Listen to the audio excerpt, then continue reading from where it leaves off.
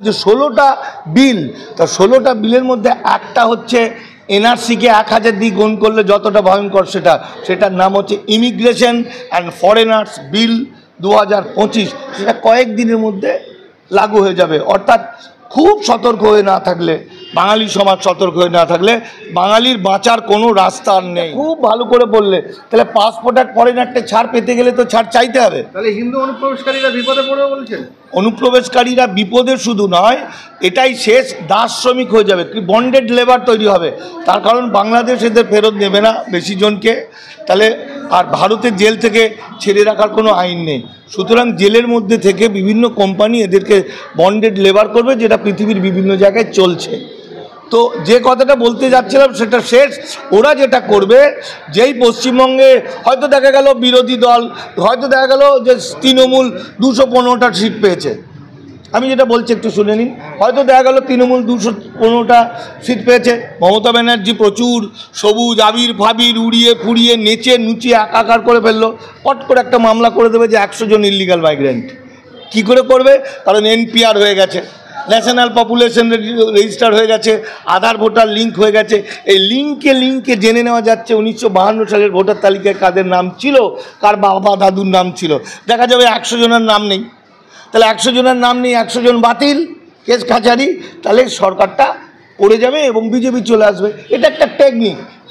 ফলে এই যে এতদিন ধরে এই টেকনিকগুলো ওরা চালিয়ে মানে ফুটবলটাকে খেলতে 10 দিতে কাটাতে এখন এসে 2015, আজকে 2025, এখন এসে এই কয়েকদিনের মধ্যে হিন্দু মুসলমান করে ঢুকুস করে গোলটা ঢুকিয়ে দিল। কারণ এই যে শীতকালীন অধিবেশনের যে আমাদের ইয়েটা হলো, আমাদের অধিবেশন কি বলে, না লোকসভায় যেটা হলো কয়েকদিন আগে লোকসভায়, সেইখানে ওরা জমা দিল যে বাজার সরগরম। এই প্রসঙ্গে আপনি কি বলবেন? দেখুন, ভুয়ো ভোটার ধরা পড়লে মানুষ অবাক হয়ে যাচ্ছে। একটা লোকের দুটো জায়গায় ভোটার কার্ড, একটা ভারতবর্ষে একটা বাংলাদেশে, সেই নিয়ে চাঞ্চল্য ছড়িয়ে পড়ছে। এই ভুয়ো চাঞ্চল্য, এগুলো আমি মানে বুঝি না। আমি অবাক হয়ে যাই, মানুষগুলোকে এতদিন ঘুমোচ্ছিল। যদি হিসাব করে দেখেন, আমার বাংলার 40% ভুয়ো ভোটার, 40% ভুয়ো ভোটার। যত বড় হিম্মতওয়ালাই হোক, আমার সঙ্গে চ্যালেঞ্জ করুক, আমি আইন দিয়ে বুঝিয়ে দিচ্ছি যে এই যে যত সরকার তৈরি হয়েছে, বাম আমল থেকে ডান আমল, যত সরকার তৈরি হয়েছে, সমস্ত সরকাররাই কিন্তু ভুয়ো ভোটার নিয়েই সরকারটা তৈরি হয়েছে। তার কারণ হচ্ছে, আইন দিয়ে যদি দেখেন তাহলে সংবিধান অনুযায়ী যারা নাগরিক তারা ভোটাধিকার পাবে। নাগরিক কারা?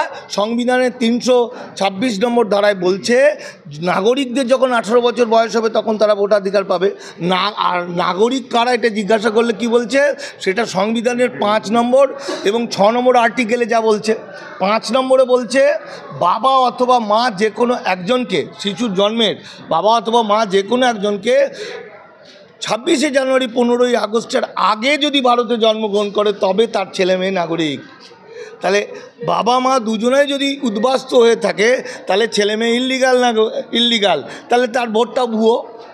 ফলে এই যে ইদানিং বলবো না, 2000 সালের পর থেকে, বাম আমল থেকে যে প্রচুর পরিমাণে বাংলাদেশিরা ভারতবর্ষে ঢোকে, এই প্রত্যেকটাই ভুয়ো ভোটার। এদের কোনো নাগরিকত্ব নেই। কারণ 1971 সালের পরে যারা ভারতবর্ষে ঢুকেছিল তাদের নাগরিক হওয়ার কোনো